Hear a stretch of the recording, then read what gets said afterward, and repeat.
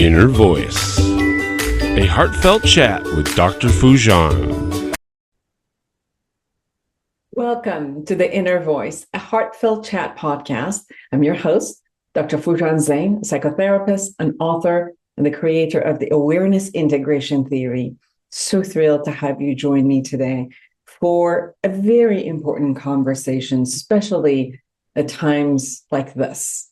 So in this episode, today I chat with Arjang Zendehdel. He's a certified mediator, master coach, and master practitioner of neurolinguistic programs. In 2002, Arjang founded Dreamality Education and Coaching to teach others how to achieve their potential and live their dreams. As the president and head trainer of Dreamality, Arjang has created an innovative and proven step-by-step system for creating results in all aspects of life. He's combined profound wisdom integrated from 14 disciplines and invented some of the world's most cutting-edge techniques called precision transformation technology, including the revolutionary emotional transformation techniques such as fear into power, anger into peace, and sadness into joy, and more. Through life-changing seminars and personal coaching, Dreamality has already supported thousands of people to take quantum leaps forward in performance and quality of life.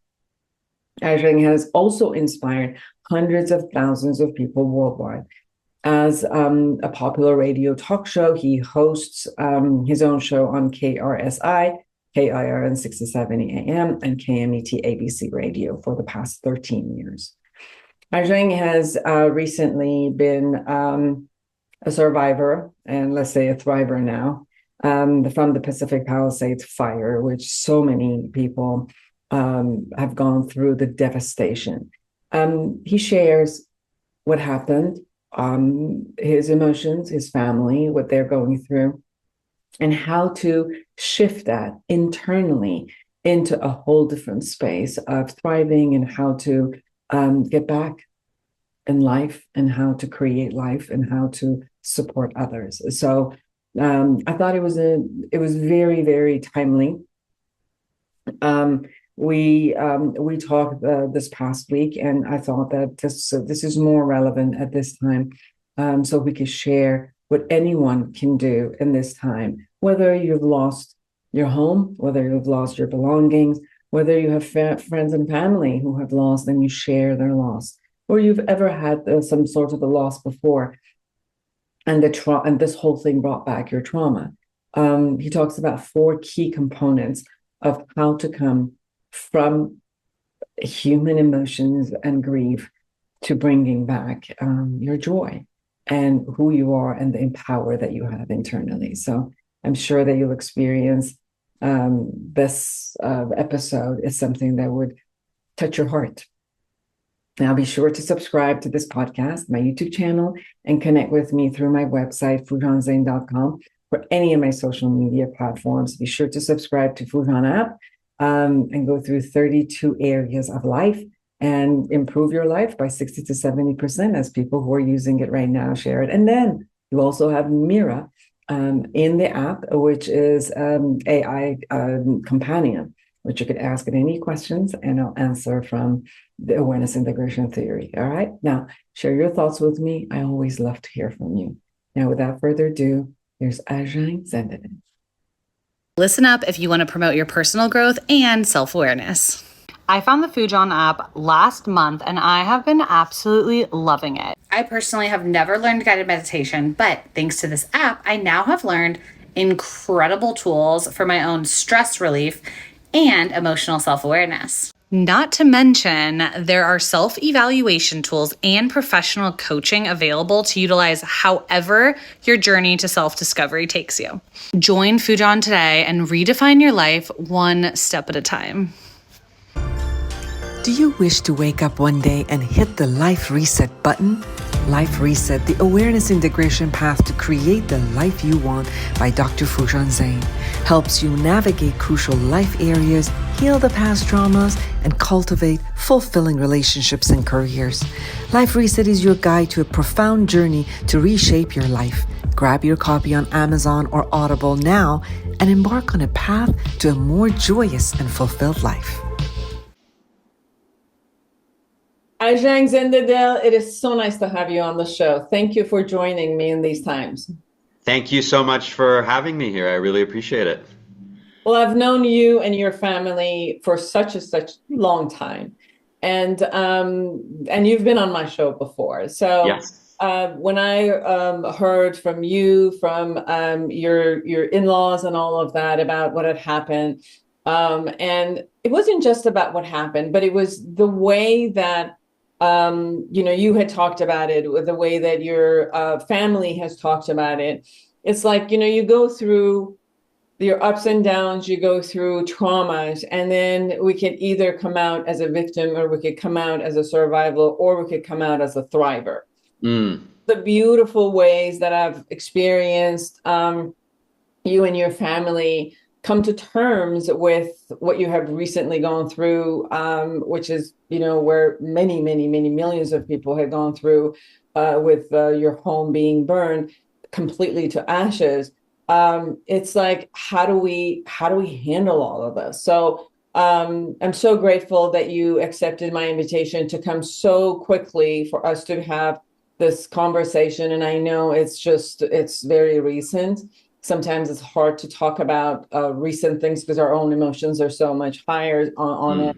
So just share with us what has happened for you, how you're experiencing all that is happening for you and your family. What are they going through? Okay, great. Thank you so much for having me on the show. You've also been on my show, so it's great to be on your show now. Thank you so much. By the way, I'm in my mom's house now, and behind me is a painting I did, and then my wedding pictures. So it's a nice environment to be in. So let me start with January 7th, which is when the fire started. So I live in Pacific Palisades. I love the neighborhood. I used to teach oil paintings and pastels and watercolor, etc., at an art school there when I was a teenager, actually, to children. And I fell in love with it. I did an architectural study of the Palisades when I was at UCLA, or urban study. And then I met my wife there in the building that is now burnt down. And we had our 4 kids actually be born in the building too. So there's a lot of memories in this building. I love the Palisades. The Palisades is not fire country. Malibu is. My wife and I would always say, we don't want to live in Malibu. There's too many fires there and we don't want to deal with that. We've had some fires in the Palisades. About a week or two ago, there was an evacuation warning, and then they took care of it. And about a year, 2 years ago, there was a fire we saw from a distance, and then the fire trucks came and they took care of it. So there's been little fires, that they've taken care of really quickly. So January 7th comes and there is a fire warning and we see smoke, okay? And we say, all right, they'll take care of it, no problem. We see fire trucks coming and planes and dropping fire retardant, whatever it is they drop. So we see that, and then the fire warning becomes an evacuation. And we had already talked about, to some extent with my wife, what we would take because of the evacuation warning before, which is, divine in a way that we had a little bit of a warning about a week or two ago. So we took cash, jewelry, computers that we have, our laptops. We took some of the main documents, passports, and things like that. And I'm sharing this also especially if people ever get an evacuation warning, to give some suggestions what to take. And there was some other stuff, and we were like, okay, let's go. We'll be back tonight, tomorrow. This is just a warning. We saw the fire was very far away, so we never assumed or thought that it would come to us. I don't know if I can say this, assume makes an ass out of you and me. So we left, and around, 1-ish, and I had a dental appointment, so I took my stuff, and Nicole went in a separate car, and we left. And then we went to my mom's house, and either that day, we're not sure exactly what day our building burnt down. I think it was that day, a few hours later after we left. We're not 100% sure yet. The building burnt down, and not just our building, our friends' buildings, many of our friends' buildings. The whole city is devastated. We just actually visited a couple of days ago, and it looks like a war zone. It looks apocalyptic. And it's interesting because you see like one house is there and one house is not, or a whole neighborhood is completely leveled. They estimate this is the costliest fire in U.S. history. Governor Newsom, the governor of California, says this will probably end up being the worst natural disaster in U.S. history. So it's still a shock and a surprise that we were involved in it. This is how life can turn on a dime and suddenly something happens. So that's a summary. So it's not just our own house. My office also was in my home. I had a home office that was our Dreamality headquarters. And also my mother-in-law's home was in the same building, so their home burnt down, and the entire community. So it's not just us individually, it's a whole community. There's no electricity, water, everyone's evacuated. You can't even live there right now. It's not feasible to live there. So those are some of the main things. People do ask me, by the way, it's usually the first question they say, does insurance cover everything? What kind of government aid are you getting? So just so you know, I've spoken to different people. Everyone has their own experience of this. It was very hard for our building, the HOA, the Homeowners Association, to get primary insurance. So because insurance companies don't cover California well, a lot of them just not willing to cover fires, etc. So they had to get a backup plan. I think it's called the California Fair Plan. And they were underinsured. And so basically with the HOA plan, we had our own home insurance for inside the unit. It covers about a third or a quarter of the value of our home. So it doesn't cover the entire cost, which is an issue. There's some people who don't have insurance at all. There's some who probably have great insurance. So there's different varieties of different experiences. Even you add government aid, FEMA aid, it still covers about a third or a quarter of the value of the home. So financially, it's a big loss. And also our equity is actually tied into the building. So we don't even have access to it because there's a whole HOA, et cetera. So we don't know when we can access it, maybe for a few years. So those are some of the things that people are dealing with. It's not just leaving and evacuating. It's also like we were at a concert last night, and there were people who were like, I took 21 years to pay the down payment for my house and it's gone. So there's a lot of financial issues for a lot of people dealing with this also.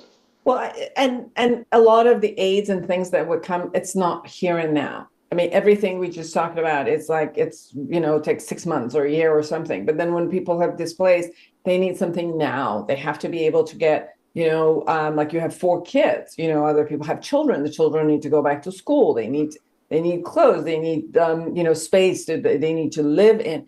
It's just that it's such a hard time for people to be able to rebuild and move forward again. And I'm grateful for the community to come together. Yes. In a sense, and that, like you could say, you see in these kind of scenarios, you'll see the best of people and you'll see the worst of people come in. Yes, you have the ones who go looting and robbing and doing all of that. And then yet you see so many beautiful people from all states, different countries coming together in order to create and, give a supportive hand to each other in order to pull each other, forward.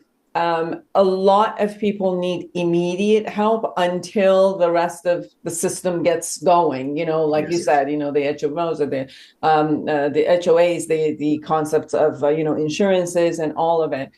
The emotional impact also yes. is huge. Like you said, not only that I built my house, but the houses, the corner, the four walls can get created again. Furnitures can come back. There's so many things that people lose that they can never get back again. Mm-hmm. And those will always be with us in our heart. You always imagine things that later on, and you won't even remember right now, but like, oh, I want that. Oh, I lost it. Oh, remember this. Oh, I lost it. So the grief will continue because we keep remembering all of the things that they're not replaceable, and that we have to keep creating new memories and moving forward. Foojan, how do you know that? How do you know that so well? You sound like you've experienced it. Been a therapist for a long time, and I listen a lot and go, really, my heart. I listen with my heart and experience of what happens. With people with different type of disasters that creates. Yes. I was here when the earthquake happened in 1986, and all the houses were flipped, and some of them burned completely. And talk about a war zone. Yeah. The Northridge earthquake, that whole area was a war zone for a year or so. Yes. So, people have gone through different angles, and each one of the disasters, has its own ups and downs. But you could see some people break in the middle of this, and you see other people, kind of like shake it off and move forward. How has it been for you and your family in the way that you have, not only experienced the devastation, but also there's a part in you that you connect to in order to find your strength and courage to kind of like, get yourself up, because there's a lot to do. So, we need that part of us to be able to move forward and rebuild. Can you share Yes. that part? Sure. Let me share with you. I want to share the human and emotional component of this. We took some of the main stuff, but we also, for example, left my oil paintings that I painted, a couple of oil paintings. I just didn't think to bring them. And Persian rugs, one my mom had given me, one my grandmother, just gorgeous, that I love so much for my wedding. They had given it to me and to my wife. Albums, pictures, yearbooks. And it's so true, because almost every day my wife and I are like, oh, we also left that, and oh, we didn't bring that, and oh, we don't have that. So those are some of the things that I wish I had brought. And again, I'm saying this because if you get an evacuation order, please leave as soon as possible. As long as it's safe, I encourage you to take as much as you can, though. Right? And I'm adding this, like albums, yearbooks, pictures, paintings, rugs, etc., if you can take it. And it's not just the objects, it's the memories that are involved with it and the effort to take it. So think about it, if you go buy a shirt or a dress, right? The effort to find it and find what you like, and then you buy it and then maintain it. It's a lot. There's a lot of effort and energy that goes into every object, and part of our energy is in these objects. So it's not just the object, it's the love and the caring and the effort and the energy and the memories. My son, since he was a child, had Lego sets that he had built, maybe thousands of dollars worth of Lego sets that just burned down, right? And he's like, oh my God, my Lego sets. So there was a certain level of mourning, which I didn't plan for, right? You think, thank God we're alive, we're safe, we're healthy, and I'm so appreciative and grateful. Just so, it's important to be grateful for what we do have, and we're focused on that. At the same time, there was a certain level of mourning of, wow, there's something huge that we've lost now, and certain things, possessions that we really cherish that are not there. And we had to go through that cycle, and emotions came up at times, and sadness and fear sometimes, etc. That did come up. So different people experience it differently. I've seen a whole range of reaction. I heard, unfortunately, someone in the Palisades committed suicide, and some people are doing, amazingly good, and everything in between, and different people are having different reactions. So there's a lot of different emotions that come up, and it's important to allow those emotions to come up and to face them and to address them, and that's something, thank God, I've done and I've supported my family to do. I want to share with you, beyond that, what you're asking me, the emotional component. So January 7th was a Tuesday, the fire broke out. The evacuation happened. We were praying our home is safe. And we came to my mom's house. The next day, I had a coaching session. I coach people, as you know, on Zoom, and I was supporting someone clear their fear. There's a process I've shared actually on your show, Fear into Power, that I was doing with a client of mine. And in the middle of the session, my wife called. And usually I don't pick up the phone when I'm in the session, but I thought, okay, under the circumstances, let me pick it up. So I picked up the phone, and she's crying, saying our house burned down. I said, are you sure? She goes, yeah, our house burned down. I think she said there's videos, pictures. I said, okay, wow. So I took about a minute, and I said, what am I going to do? I'm in the middle of a session. So I said, you know what? I'm going to finish the session. I don't want to leave her hanging in the middle. We're in the mid-process. And I immediately went into acceptance, and it is what it is, and let's move forward. And everything that I teach, that I've been teaching for 20 years, it's been, in my bones, in my body, in my subconscious, just kicked in immediately. So that's why. So the best way to learn is to teach. So it's been a part of me. So I went back to my client. I said, let's finish the session. This is what happened. This is what happened. Let's. She said, do you want to stop? I said, this is what happened. My house burned down. She said, wow, do you want to stop? I said, no. Let's finish the session. I'm good. And I used the experience in that moment to coach her, and she was blown away. She had huge breakthroughs. She cleared her fear. We cleared her fear. It was gone by the end of the session. And that night, I had a seminar in front of about 100 people called Peaceful Mind, Peaceful Life. And what is the seminar about? How to be unconditionally peaceful, regardless of the ups and downs of life, unconditionally, regardless of the challenge. That's what the seminar is about. So my wife comes home, she's sad, she's feeling sad, and my daughter finds out and she's crying. My son's in another country, that was a whole other thing we dealt with later on. So we dealt with the emotions. This is now the early afternoon. And then I sat down with my wife and said, so what do you want to do? Do you want to go? How are you feeling? What do you think?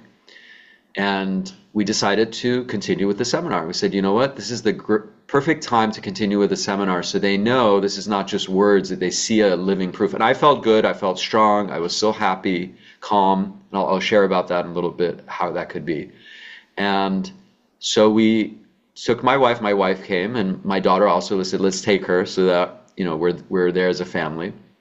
And we did the seminar, and I shared in the beginning, my house just burned down today. People are, of course, like, why are you here? How could you be here? They're blown away. It was a very, very powerful seminar, very transformative. And that we hadn't, by the way, told our little ones. We waited till the next morning so that we could be there for them when we told them. So that was the experience of going through it. So first of all, people ask me, they say, how is it possible you can be happy with your house burning down, with your home burning down? And my answer is, I lost my home. Why should I also lose my happiness? That's completely up to me, right? Why would I do that? That's my choice, whether I feel happy or not.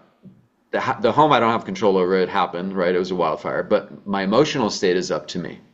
So that's my answer. And what I'd love to share with people is the insights and the know-how and the tools that I use to get through this with strength and joy and peace, so that they can also get through whatever challenges they're dealing with. Because I'm very clear, everybody has challenges. One of my quotes is, challenges are not a glitch in the system, they're part of the design of life. There are worse challenges than having your home burnt down. I've had worse challenges myself. You know, as I tell people, it's not the second time I'm rebuilding. We left Iran, we escaped with 2 handbags when I was a child with my mom and sister, and even those got stolen on the way. And, you know, she kept some of the main things in her purse. So it's a second time we're actually rebuilding, and I've had worse challenges than this. So I know everybody has their challenges, right? Of all kinds. It could be emotional, health, financial, relationship, etc. So what I really love to share is what I've used to get through this, and not just get through this, because people say, wow, you survived this. I said, no. I'm not here to just survive. I'm here, as you said earlier, to thrive from this or through this, right? So if it's okay, I'd like to share some of the foundational tools, if that's okay. Absolutely. Yeah. So the first thing I can share as a preamble is one of the false beliefs that we have as human beings, a lot of human beings do, I had myself, is that our emotions, how we feel, come from our situations and circumstances, what people do. And it's a false belief, because it's not what happens that makes us feel the way that we do. It's how we think about and interpret about what happens that makes us feel the way that we do, right? You know that as a therapist, and that's a huge difference. And it's great news. Why? Foojan, you can answer this question better than me, right? Why is it great news that it's our thoughts, interpretations that create our emotions, and not just the circumstances, situations in our lives? What do you think? A way that we could actually control the thoughts, we could shift it, we could change it, we could look at how we perceived it, where, you know, you really don't have any control outside of you. So the locus of control, when, you know, that's where power shows up. The power is not that I can control outside of me. The power is what I do inside. So yes, that's like a good news, because I don't get stuck in this for me of victimization and I can't do anything. Right. So perfectly shared. Thank you. So exactly. If our emotions came from circumstances, we're at the mercy of circumstances. We're the victim of situations and people. But if our emotions come from how we think about and interpret those situations and circumstances, then we have control. Dr. Viktor Frankl, he shares, he wrote the book Man's Search for Meaning. He created logotherapy. He talks about the last of the human freedoms is the freedom to choose our response, right? That's where our power lies. Things happen, but ultimately how we think about things, how we interpret, how we respond to things is up to us, and nobody and nothing can take that away. And that's the last of the human freedoms. So when people say, oh, I'm powerless in a situation, it's absolutely not true. There's no situation where we're powerless, because we always, always, always at least have the ability to choose how we interpret and think about and respond to a situation. It's important to know that we always, always have power. So that's the foundation of what I want to share with people. First is how we think about and interpret things ultimately creates our emotions. And that's where now we want to talk about, okay, so what are some thoughts, interpretations that are ineffective or effective? What can we do? So I wanted to actually share 4 specific keys that I've been using and I've been sharing with people. And, I'll tell you, Foojan, the fact that I've gone through this process and I feel happy despite what's happening, not because of what's happening, but despite it, and I feel calm and I feel strong, is really validated to me what I have learned and what I teach. And you are one of my teachers yourself, so I give credit to you as one of the people who has shared great wisdom with me. So it really validates the power of what I live and what I teach. So the first key is, first of all, that people ask me, they say, how are you so strong? How are you so powerful? And I say, you know what? It's not that I'm so special. The strength and power that I have is inside me, is inside everyone. I believe strongly in God. I know there's a God. That's my personal experience. And the question I ask people is, where is God? And usually people answer. Do you have an answer? Some people answer differently. What do you think? Where is God, Foojan? Mine is a very personal relationship. Okay. Of a powerful space where I can request. I call it God on demand. I can request, and I have this assurance in my being that that my requests are being granted, and that I have the power to grant the request that I'm asking for within me. So it's almost like every time I fall into somewhere that I think I can't, there's a faith that comes that tells me that I'm going to receive information that I can. And that's okay. how I look at my God. That's good. That's amazing. So where I come from is God is everywhere, right? This is the Erfan or mystical approach, is that God is everywhere. We actually live within God. Right? If you read Rumi or Sufism or Kabbalah or different traditions, they talk about that God is everywhere at all times, correct? So if we really think about it, we're swimming within God. God is within us, around us. And when I use the word God, whatever we think God is far more than that. And whatever we think God is limiting. And that's something that's very important. Sometimes I use the word the infinite, the oneness, the essence. Some people use the word universe. I think that could potentially work for some people. Whatever term you want to use is fine, but God is everywhere, which means God is within us. So within us is the most powerful force in the universe. Again, within us is the most powerful force in the universe. And that's what I access, is my inner power, and anyone can access that. And we are bigger than any challenge, right? So sometimes we look at situations and we say, wow, it's a wildfire, it's so much bigger than me. But if we connect to that essence that is within us, that is within everything, right? Yes, my physical body may be smaller than a wildfire, but my essence is infinite and connected to all that is, and is bigger than any situation in our lives. So we are definitely bigger than any challenge. And that thought, I'm bigger than any challenge, is very powerful. And also there's a spiritual principle that God does not, or the universe does not give us a challenge that we cannot handle. We may not think we can handle it. We may imagine we don't have the power to handle it. We may not handle it well. But we absolutely have the power to handle it, or else it would not be there, right? And that awareness itself, that knowledge, is very, very empowering, because that gives us the strength to go through everything and anything knowing, you know what? I have the ability to handle this situation. I have the power to handle this situation. So that's something that I use immediately and I share with people. It applies really to any challenge that we experience. That's number one. There's a Jewish song. It says, it's a part of a song. It says, water shall not drown me, fire shall not burn me, which is very profound. And I told my 6-year-old, I said, we're not talking about our body, right? I don't want him to touch fire and think, wow, it's not going to burn me. We're talking about our spirit, our soul, our essence, which is really greater than anything. And, I really encourage people. There's a lot of people who've been turned off by religion because of politics. If people are, for example, some people are Iranian, they're just like, look what the government did, so I don't want to have anything to do with religion, God. They threw out everything. They threw out the baby with the bathwater. I really think it's really powerful to have a higher source that we connect to. It gives us tremendous strength. This is why in the 12-step programs like Alcoholics Anonymous, one of the steps is to connect to a higher power.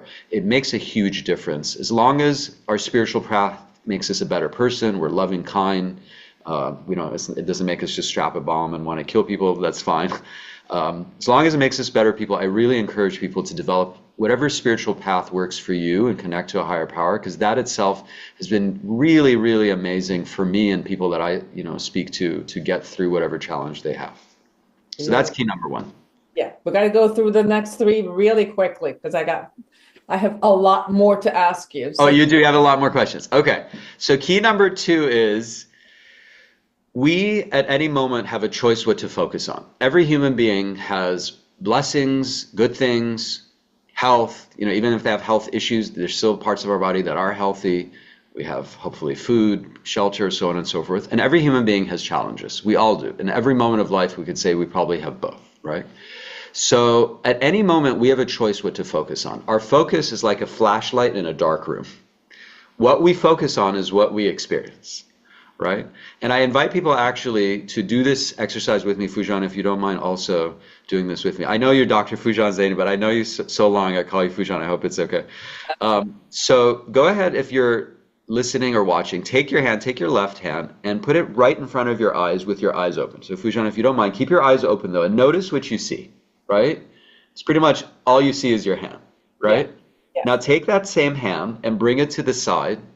Let's bring it to the side so you can see it, right? You can see your hand, but you see everything else, right? So when we are focused on our problems, it's like putting your hand right in front of your eyes. That's all we see. And then people get fixated on the problem. They obsess over it. And then that can lead to depression, sadness, tremendous fear, and a lot of negative emotions. So one of the things I suggest is expand your awareness. Of course, there's a challenge. We're not denying it. But let's also be focused on the good and the blessing. And this is where gratefulness comes in, right? Do you want to be happy? I'm sure if you're listening, watching, I'm sure you want to be happy, right? It's one of our fundamental core states we want to experience. One of the main foundations of happiness or joy is gratitude, being grateful, being appreciative. And this is something that I've been practicing, especially at this time. I tell people, especially when you're going through a challenge, take 30 seconds, 1 minute, talk about what you're grateful for. And we're alive, we're healthy, we're safe. We did get some possessions. I had friends in our building who looked at their jewelry, right? Expensive jewelry, and they're like, oh, we'll just come back tonight or tomorrow. It doesn't matter. I don't need to take this. There's some people who are not even in the building to get anything at all, right? So we're grateful for the possessions that we took, even though there's things we didn't take. We're alive. The outpouring of love, Foojan, you said this in the beginning, is amazing. It's so beyond. I didn't cry because my house burned down or the possessions got burned. But the love that I've experienced made me cry. It's touched me so deeply. Just people dropping off food and clothing. Our community members and friends really insisted that we set up a GoFundMe for our Zendehdel family, and just people just sharing, people I don't know, people who I haven't spoken to for so long. And for me, it's just love, love, love. And it's also the government. There's a disaster center we went to a couple of days ago, 82 organizations, FEMA, SBA, and all kinds of nonprofits, just being there for us, right? From the state, from the federal. For me, I'm just walking through this disaster center. I'm like, this is just like love and caring in different ways and support. And that's amazing. Yes, you can see loss, but you could also see generosity and abundance and prosperity that is showing up and all of it. Arjang, I have 2 more minutes for you. And the last minute, I really want to make sure that people know, Okay. Sure. Let me share the fundamental 2 keys. I'll share it briefly. So So it's important to practice being grateful, choose what we focus on. Number 3 is we all have things that doesn't work. It's important to be accepting. And acceptance doesn't mean giving up. We can accept things. This is what it is. My house burned down. At the same time, do things, be solution oriented and make things better. So acceptance is such a fundamental key to use. And all of these, by the way, is hours of explanation, hours and hours. And number 4, there's a concept, descent for the sake of ascent, right? Which means the purpose of challenges ultimately, and there's many, and this is one of the main ones, is the same purpose that competition serves in competitive sports, to bring out the best in us. As we deal with challenges, as we overcome challenges, it really makes us access inner resources, power that we have that we may not have known or been aware of, and to bring that out. And that's really the purpose of it. The sword becomes a sword when the iron is put to the fire. The diamond becomes the diamond when the diamond goes through tremendous pressure. We don't like it necessarily, we don't want it, but we can all probably look back and say, you know what, I had this challenge, that challenge, it was hard, but I learned from it, I grew from it, I became stronger from it. So it's really important to focus on not just surviving and getting back to where I started. My focus is to get to a better place than I was in before the fire. And that's an important focus. Descent for the sake of ascent, to really focus on learning and growing and thriving and getting to a better place. These are 4 fundamental keys that I've used that's been so phenomenal and so empowering for myself. And I encourage everyone to access these tools also.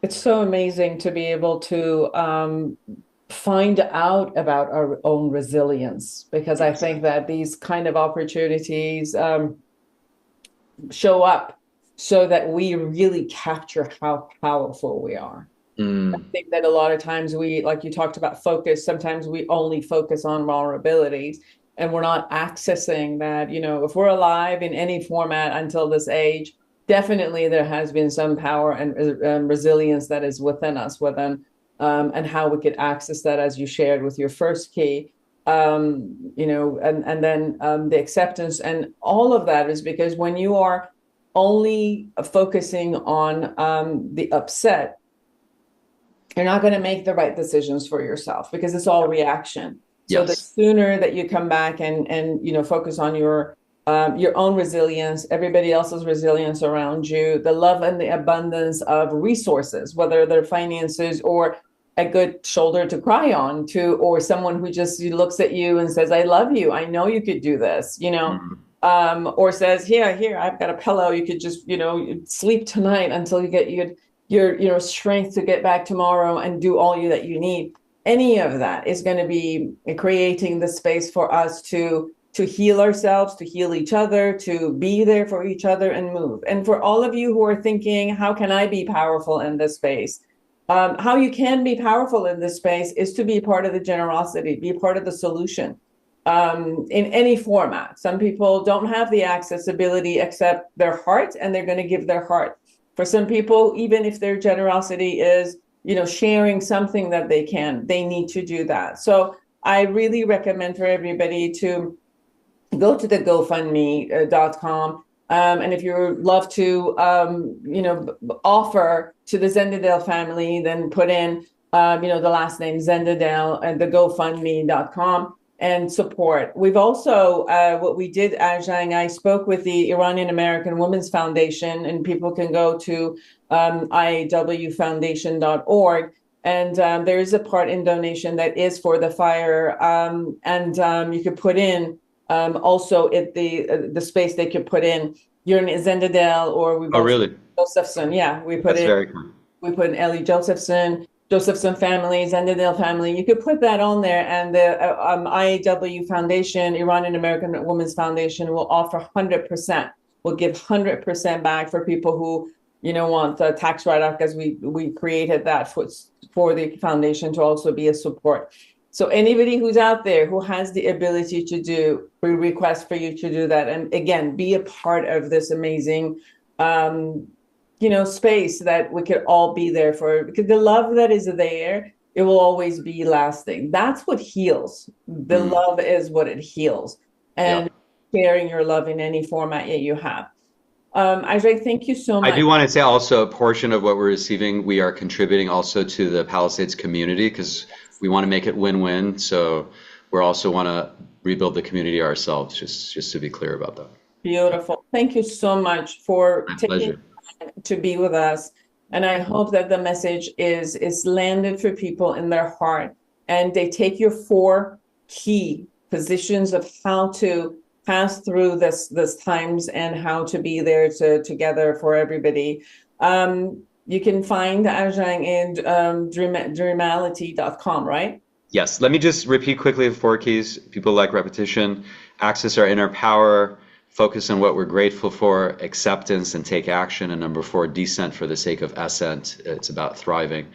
People can find out more information about what we do. It's dreamality.com, dreamality, dreamality.com, depending on when you listen or view this interview. February 6th, we have our flagship Dreamality Life 1 seminar, and then there's other seminars. You can just sign up for our email and get information about our seminars. We have really powerful, transformative seminars. We do a 14-discipline approach, plus a lot of my own cutting-edge precision transformation technology and emotional transformation techniques that I've created. So we have a lot to share with people, very unique, powerful tools and insights.